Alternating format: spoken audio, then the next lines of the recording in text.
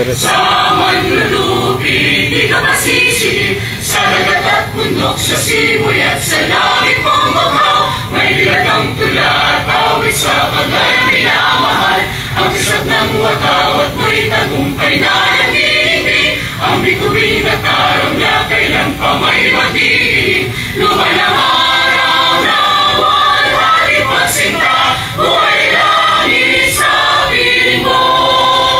Ang inidaya na pag may mangabi.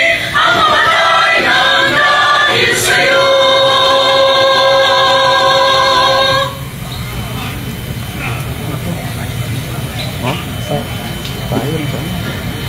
Ang panunumpa sa watawat ng Pilipinas ay pangungunahan pa rin ng Boy Scouts of the Philippines Nueva Ecija Council.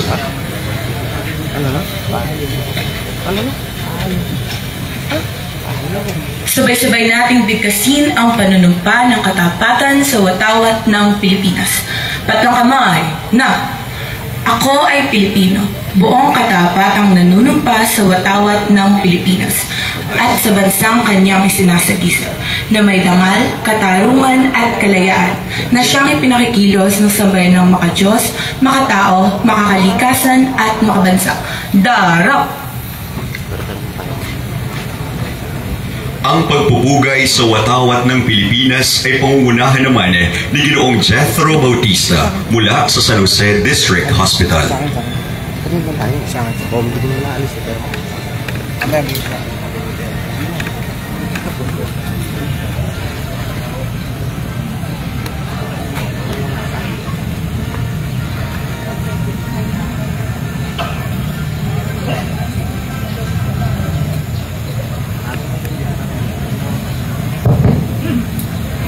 Mga kababayan, ang pinagtagpi-tagping kulay na nanatag sa inyong harapan ay siyang watawat ng ating bansa, ang Pilipinas. Kumakatawan ito sa isang bayang nagkakaisa na sa bawat himaymay ay may angkop ng hugis ng kabuuan. Isang pangheograpikong sakop ng mga lupain na walang kabawasan. Isang republika, demokratiko, malaya at nagsasarili. Ito ay siyang sagisag ng pambansang kalayaan na nagsasalarawan ng lahat ng kaakit-akit at dinadakila sa buhay ng Pilipino. Hinubog ng matipunong kamay ng panahon, binigyang buhay ng isang mapagmahal sa kalayaang mga mamamayan at inakay ng mapagpalang diwa sa luklukan ng mga bansa. Naging pamalagi ang palatandaan ito ng ating mga pagmamana at nabubuhay na sa gisag ng ating mga karapatan nang tayo ay isilang. Sa kanyang pangalan, itinala ng kasaysayan ng pagkakatuklas at pagkakatatag ng isang bansa. Ang kaluluwa nito'y mabubuhay hanggang sa wakas ng panahon at ang kanyang matatayog na mga adhika ay matatapos lamang kapag ang mga bansa at mga lahi ay magmaliw ng ganap. Ang araw ay nangangahulugan ng kawalang hanggang buhay ng ating bansa at sa gisag ng palagiang liwanag na pumapatnubay sa kapalaran ng ating lahi. Ang 8 silahis ay kumakatawan sa unang 8 mga lalawigang nagkasama-sama: Maynila, Cavite, Batangas, Laguna, Bulacan, Pampanga, Tarlac at Nueva Ecija. Tinutukoy ng 3 mga bituin ang 3 malalaking mga puok: Luzon, Visayas at Mindanao, na inihandog sa atin ng kalikasan ayon sa kalooban ng buong may kapal. Ang puting tasulok ay nagsasaad ng ating kapalaran ng ating lahi at sa gisag ng ating mga gawain at ng 3 simulain ng masonerya: ang pagmamahal kapatid, pagsaklolo at katotohanan, at ng mga banal na panuntunan ng pananalig, pag-asa at pag-ibig. Ang bughaw na kalawakan ay nagpapakilala ng ating pag-ibig sa inang bayan, ang ating matayog na panuntunan at hangarin, at ang malapad na habing pula ay nagpapahayag ng ating walang humpay na kakayahan na nagpapanatili sa atin sa isang bahagi sa kalawakan ng kalangitan. Sa kabuuan, ang tagsulok, ang araw, at ang tatlong mga bituin na bumubuo ng ating watawat ay maliwanag na mga sagisag ng pagkakapatiran ng tao sa ilalim ng patnubay ng pagiging Ama ng Diyos. Tulad ng pinangarap ng ating mga ninuno, naway pumailan lang ito sa ibabaw ng lupain ng maliligayang mga mamamayan sa panghabang panahon. Hayun, ang ating watawat, humawagayway, isang sagisag ng pambihirang ganda at makabayang kahulugan. Ang palagiang ulirang pananglaw ng ating mga mamamayan sa isang mapayapa, nagsasarili at malayang pamumuhay. Magpugay kayo dito, sapagkat ito ang kabuuang ganap ng kaligayahan at kagalakan ng ating mga ninuno sa panahon ng mga siglong nagdaan. Hagkan ninyo ito, sapagkat ito ang watawat ng magigiting na mga anak ng ating sina Raha Sulaiman at Maria Clara. Damihin ninyo sa inyong dibdib, sapagkat ito ang banal na watawat ng minumutya nating Pilipinas.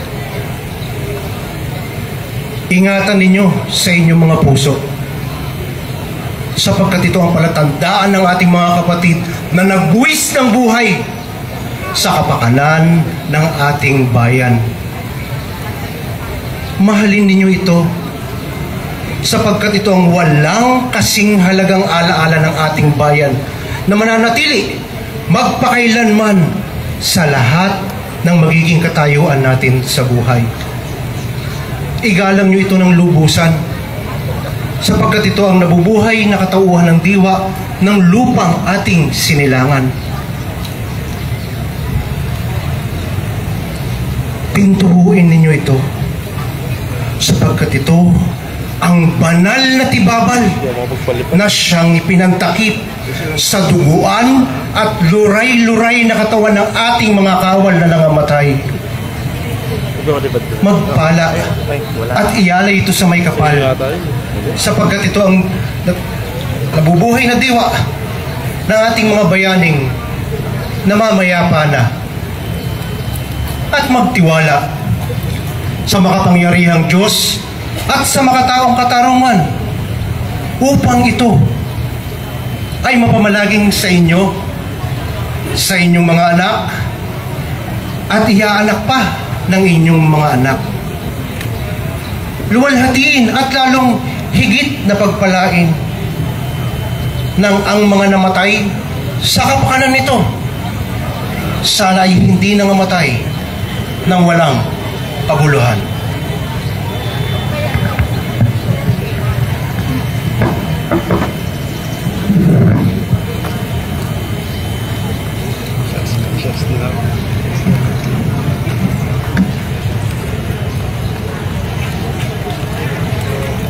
Sa pagpapatuloy po ng ating programa ngayong umagang ito, matutunghayan natin ang pag-aalay ng bulaklak. Inaaniyahan po ang ating minamahal na pangalawang punong lalawigan, kagalang-galang Emmanuel Antonio Umali, kasama po ng ating panlalawigang tagapangasiwa Manananggol Jose Maria Cesar C. San Pedro, at ang Nueva Ecija Provincial Police Office para sa pangunguna ng pag-aalay ng bulaklak sa paalala ng bantayog ng ating mga bayani. Isa itong tahimik na pagpupugay sa mga nagbuwis ng buhay para sa ating kalayaan.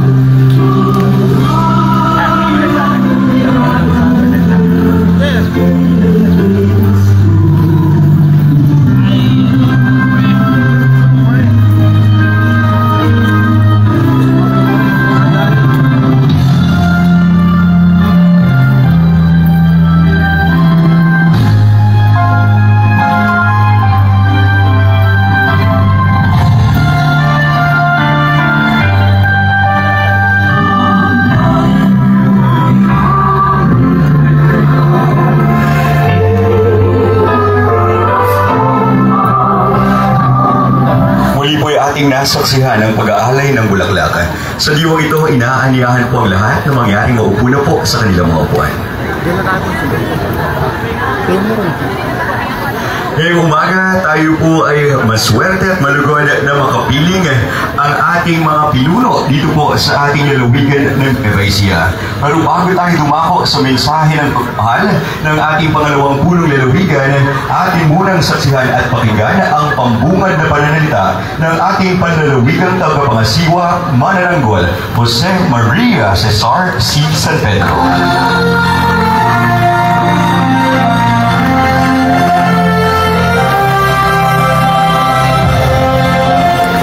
Salamat. Magandang umaga po sa ating lahat. Mabuhay. Isang marugdog na pagbati ng pagkilala sa ating kagalang-galang na punong lalawigan, Gobernador Aurelio Oy Matias-Sumali, sa ating kagalang-galang na Vice-Gobernador Emmanuel Antonio Dog Anthony Matias-Sumali, sa ating mga ginagalang na miyembro ng Sangguniang Panlalawigan, sa mga kinatawan ng ating mga kagawaran at ahensya ng pamahalaang pambansa, sa ating mga hepe ng mga tanggapan at ospital, at higit sa lahat, sa ating masisipag na kakawani ng pamahalaang panlalawigan ng Nueva Ecija, isang makasaysayang pagbati po sa ating lahat.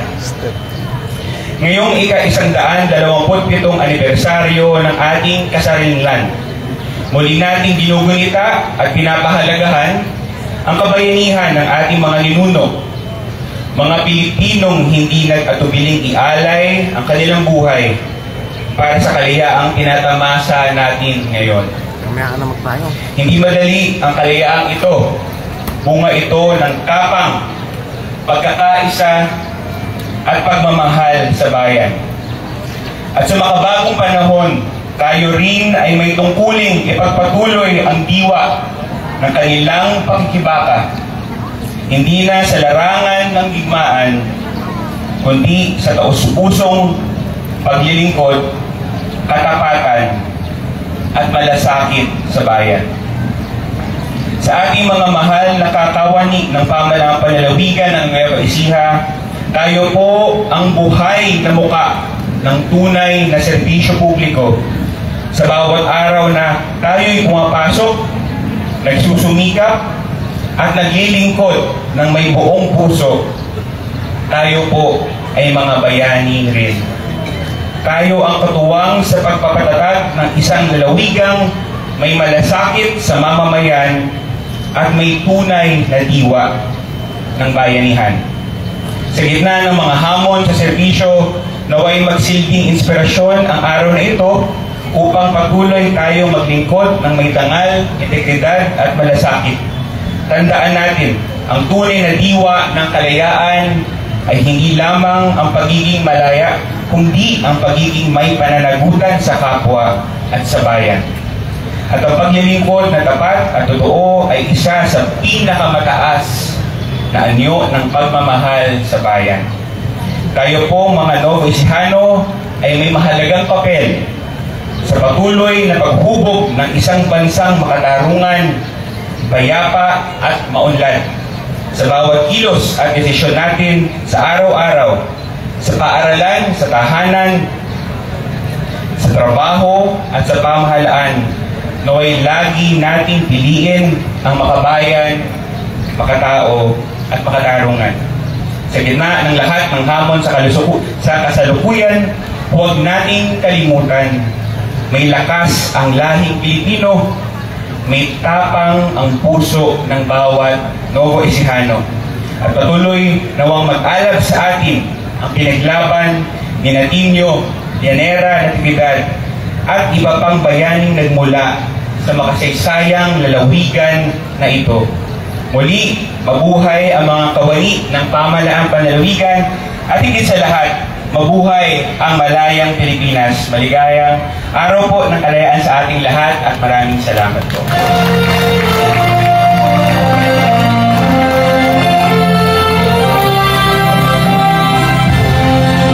Ngayong umaga ng pagbulita sa aking kasarilan, marapat lamang na ating pakinggan ang tinig ng isa sa mga pinuno ng ating lalawigan.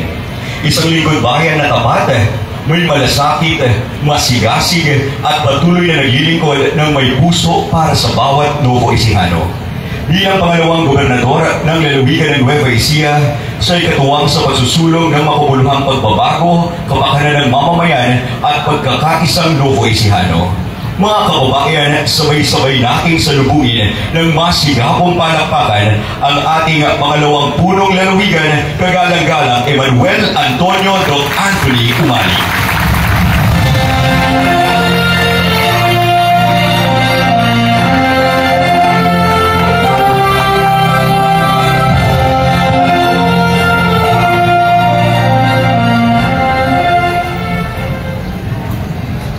Mabuhay ang malayang Pilipinas. Mabuhay ang lalawigan ng Nueva Ecija.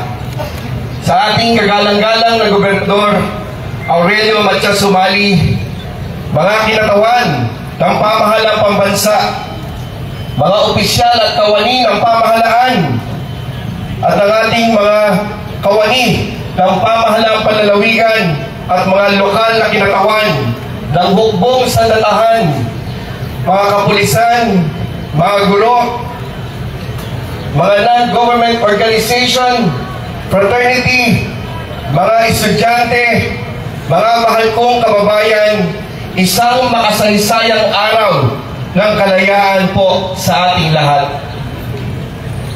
Ngayong umaga, kahit maulan, sa ilalim ng ating iwinawagayway na bandilang Pilipino, sama-sama nating ipinagdiriwang ang ika-127 taong anibersaryo ng ating kasarinlan ng ating inang bayan. Ang tema po ngayon, itong taon na ito, kalayaan, kinabukasan, at kasaysayan. Tatlong salita na bumabalot sa ating pagkatao bilang Pilipino. Pinagmulan, paninindigan, at pananagutan para sa hinaharap. Ang kasaysayan sa ating tema ay ang ating ugat at ang ating gabay. Higit 1 siglo na mula nang sumiklab ang unang sigaw ng kalayaan. Isang dumadagundong na sigaw ang sumalubong sa bagong umaga ng ating bayan. Dito sa ating lalawigan ng Nueva Ecija, alam nating buhay ang kasaysayan ang ating mga bayan. Sa San Isidro, Cabiao at iba pa ay mga saksi sa tapang at sakripisyo ng ating mga Nuevo Ecijanong bayani. Sabi nga ni Andres Bonifacio, aling pag-ibig pa ang hihigit kaya sa pagkadalisay at pagkadakila gaya ng pag-ibig sa tinubuang lupa. Ang winika naman ng ating bayaning God Jose Rizal, ang kabataan, ang pag-asa ng bayan. Ngunit sa totoo lamang, tayong lahat, kabataan man o katatanda, ay may papel na ginagampanan upang hubugin ang mas makatarungan at mas maunlad na lipunan. Ang kalayaan bilang hamon ng panahon, mga kababayan, ang kalayaan ay hindi lamang nauukit sa kasaysayan. Ito ay buhay na diwa na dapat nating pinangangalagaan at pinagyayaman.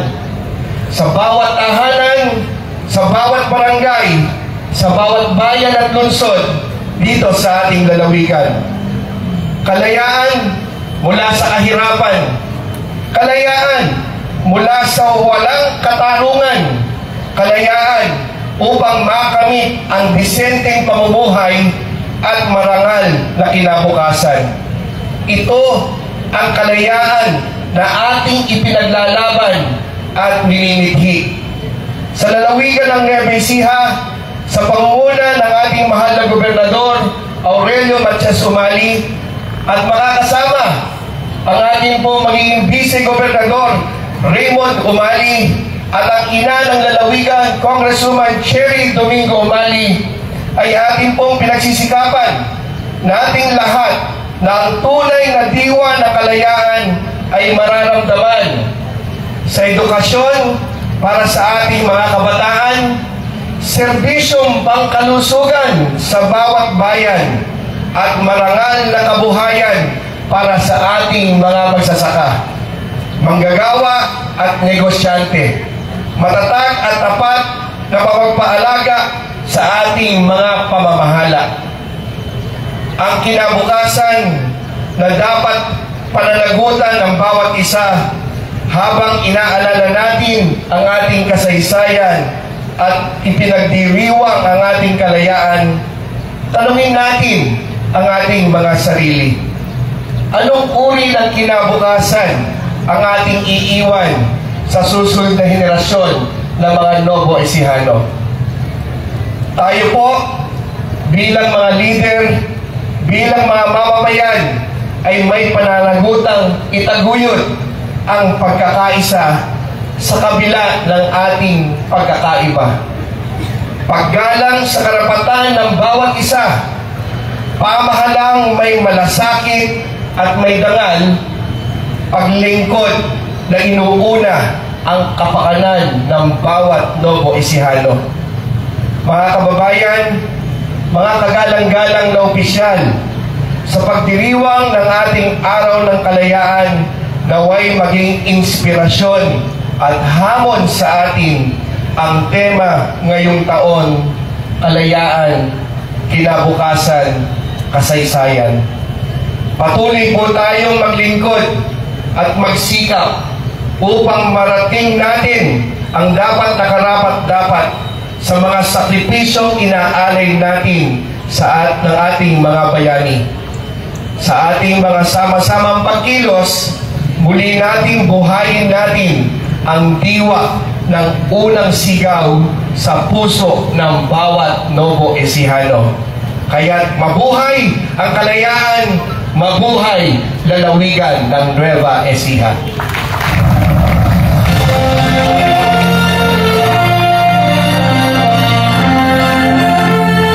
Maraming salamat po, mahal na punong pangalawang punong lalawigan sa isang makabahayang mensahe.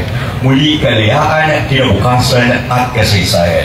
Sa diwang ito, amin din po binibigyang pansin ang ating mga kapiling na bisitang mga tanggapan dito po sa ating ginaganap na pagbalita ng Araw ng Kalayaan. Muli po ating bigyan ng pagkilala ang kapiling po natin mula po sa Armed Forces of the Philippines, mula po sa 7th Infantry Division, Lieutenant Colonel Romy Andres.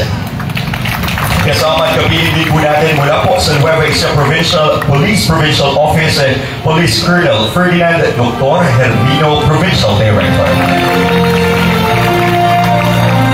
Mula po sa Bureau of Fire Protection dito po sa lalawigan ng Nueva Ecija, kasama at kapiling po natin ang Acting Provincial Fire Marshal, Fire Superintendent Mariolito Bulandos.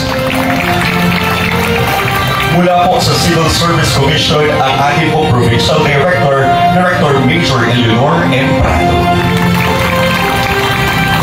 Mula po sa Department of Trade and Industry, Nueva Ecija, ang ating po OIC Provincial Director, Alfie Ray L. Galabuan.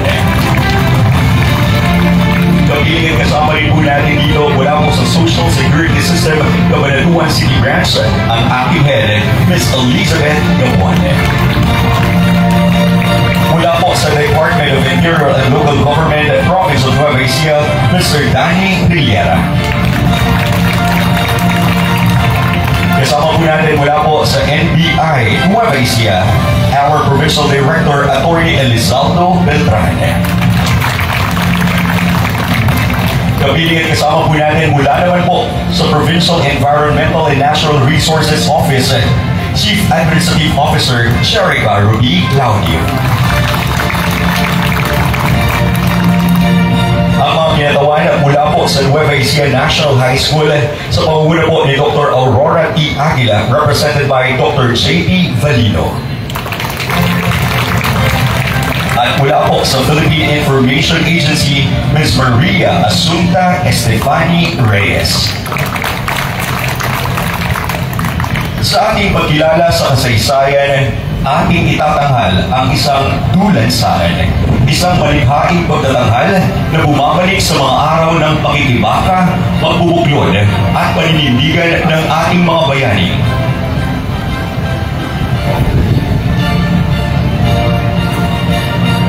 Mga minamahal naming kawali ng pamahalaang panlalawigan ng Nueva Ecija, sama-sama po nating saksihan ang tulansangan na ibibigay sa atin ng Andres Bonifacio National High School Outfit 2058.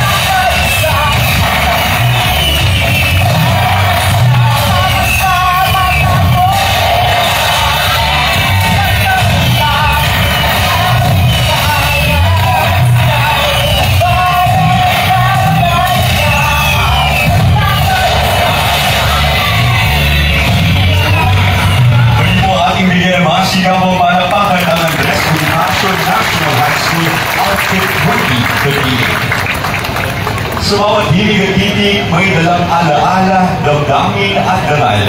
Ating pakinggan at subayan ang awit at marsa ng Nueva Ecija, awit ng pagkakakilanlan, awit ng puso ng Luzon.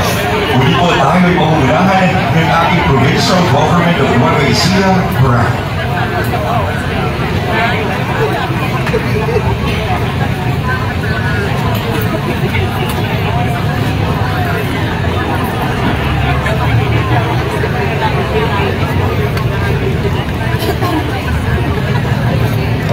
Last na tayo.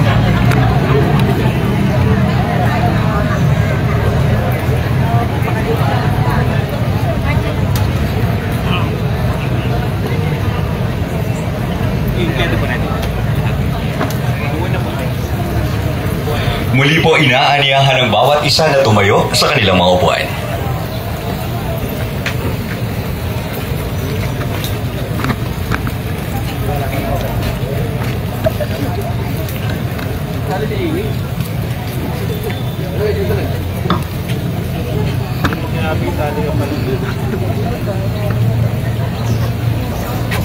Ilang pa konti.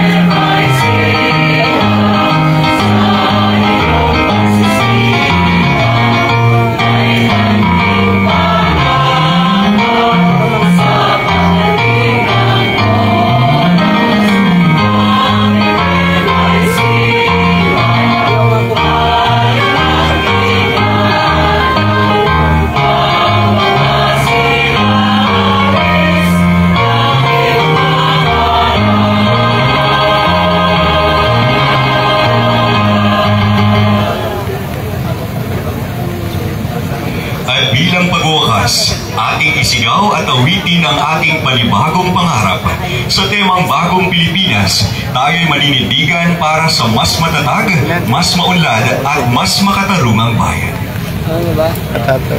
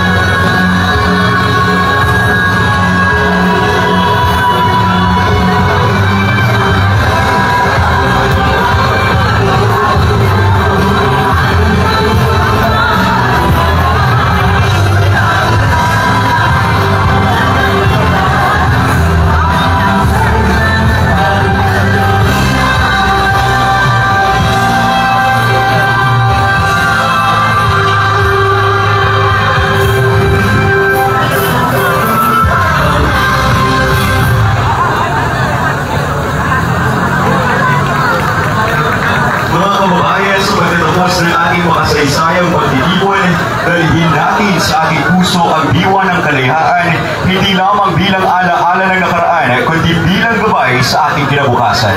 Sa ngalan po ng ating dinamahal na Governor Aurelio Oy Matias Umali, Vice Governor Dr. Anthony Umali, at of course, kasama po ang ating minamahal na Congresswoman Sherry Domingo Umali, mabuhay ang mga bayani ng bayan, mabuhay ang lalawigan ng Nueva Ecija, at higit sa lahat, mabuhay ang malaya at nagkakaisang Pilipinas.